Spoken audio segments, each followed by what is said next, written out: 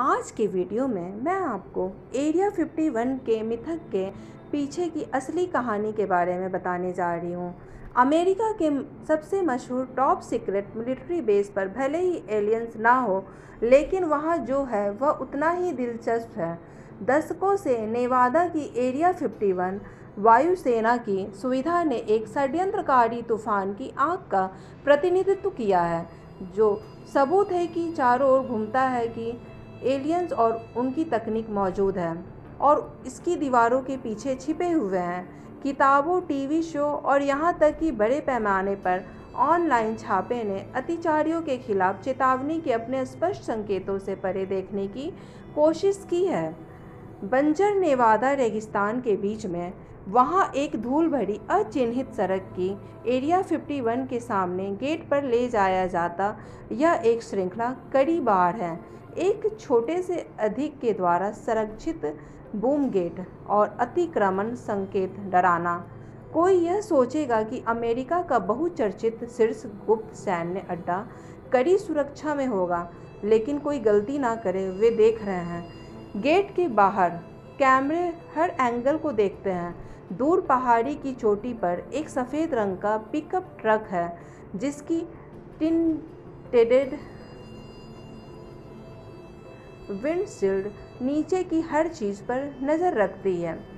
स्थानीय लोगों का कहना है कि बेस हर रेगिस्तानी कछुआ और बार पर चढ़ने वाले जैक बैबिट को जानता है। दूसरों का दावा है कि आने वाली सड़क में एम्बेडेड सेंसर है। एरिया 51 के अंदर वास्तव में जो चल रहा है उसने दशकों से जंगली अटकलों को जन्म दिया है। निश्चित रूप से विदेशी साजिशें हैं कि गैलेक्टिक आगंतुकों को कहीं अंदर ही अंदर दबा दिया जाता है। अधिक रंगीन अफवाहों में से एक पर जोर दिया गया है कि कुख्यात 1947 रोज़वेल दुर्घटना वास्तव में उत्परिवर्तित बॉनों द्वारा संचालित एक सोवियत विमान था और मलबा एरिया 51 के आधार पर बना हुआ है।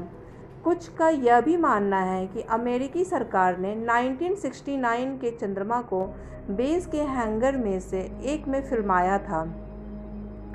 सभी मिथकों और किंवदंतियों के लिए जो सच यह है कि एरिया 51 बहुत वास्तविक है और अभी भी बहुत सक्रिय है। हो सकता है कि उन बारों के अंदर एलियंस या मून लैंडिंग मूवी सेट ना हो, लेकिन कुछ चल रहा है और केवल कुछ चुनिंदा लोगों को ही पता चलता है कि आगे क्या हो रहा है। जो बारीकी से निगरानी वाली हवा से बहने वाली नेवादा सड़क है। एरिया 51 का निश्चित पहलू वह है जो लोगों को जानना चाहता है कि वहाँ क्या है। एरोस्पेस इतिहासकार और लेखक पीटर मर्लिन कहते हैं कि जो 3 दशकों से अधिक समय से एरिया 51 पर शोध कर रहे हैं और निश्चित रूप से वहाँ अभी भी बहुत कुछ चल रहा है। एरिया 51 के एक रहस्य की उत्पत्ति के बारे में मैं बताती हूँ कि एरिया 51 की शुरुआत सीधे तौर पर U-2 टोही विमान के विकास से संबंधित है। द्वितीय विश्व युद्ध के बाद सोवियत संघ ने अपने और बाकी पूर्वी ब्लॉक के चारों ओर आयरन कर्टन को नीचे कर दिया, जिससे बाकी दुनिया के लिए एक निकट खुफिया ब्लैकआउट हो गया। जब सोवियत संघ ने जून 1950 में उत्तर कोरिया के दक्षिण कोरिया पर आक्रमण का समर्थन किया, तो यह स्पष्ट हो गया कि क्रेमलिन आक्रामक रूप से अपने प्रभाव का विस्तार करेगा। अमेरिका USSR की तकनीक, इरादों और एक आश्चर्यजनक हमले को शुरू करने की क्षमता के बारे में चिंतित था। पर्ल हार्बर पर जापानी हमले से केवल एक दशक दूर 1950 के दशक की शुरुआत में अमेरिकी नौसेना और अमेरिकी वायुसेना ने USSR के ऊपर टोही मिशन पर कम उड़ान वाले विमान भेजे, लेकिन उन्हें गोली मारने का लगातार खतरा था। नवंबर 1954 में राष्ट्रपति आइजनहावर ने U-2 कार्यक्रम नामक एक उच्च ऊंचाई वाले टोही विमान के गुप्त विकास को मंजूरी दी। व्यवसाय के पहले आदेशों में से एक प्रशिक्षण और परीक्षण के लिए एक दूरस्थ गुप्त स्थान को ट्रैक करना था।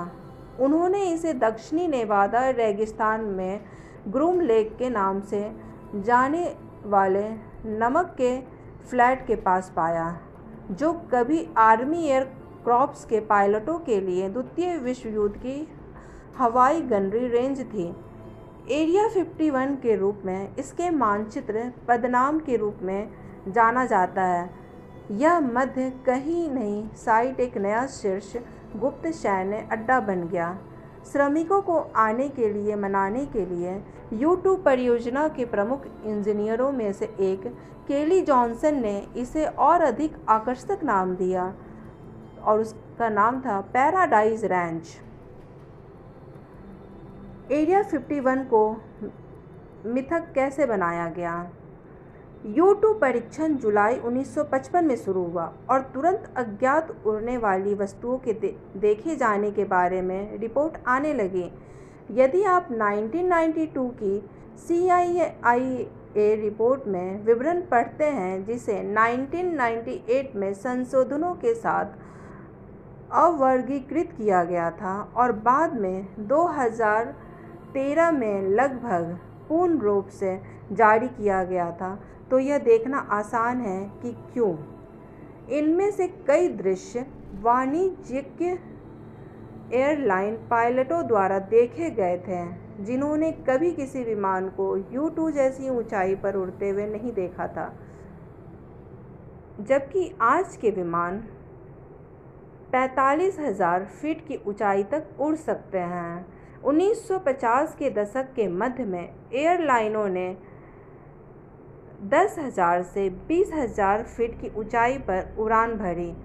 ज्ञात सैन्य विमान 40,000 फीट तक पहुंच सकते थे और कुछ का मानना था कि मानव युक्त उड़ान इससे अधिक नहीं जा सकती थी। 60,000 फीट से अधिक ऊंचाई पर उड़ने वाला U2 पूरी तरह से विदेशी लग रहा होगा।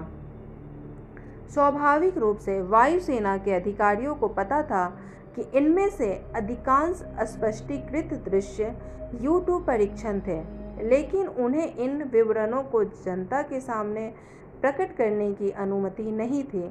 इसलिए प्राकृतिक घटना या उच्च ऊंचाई वाले मौसम अनुसंधान UFO देखे जाने के लिए स्पष्टीकरण बन गए, जिसमें 1960 में गैरी पावर्स के U2 को रूस के ऊपर गोली मार दी गई थी।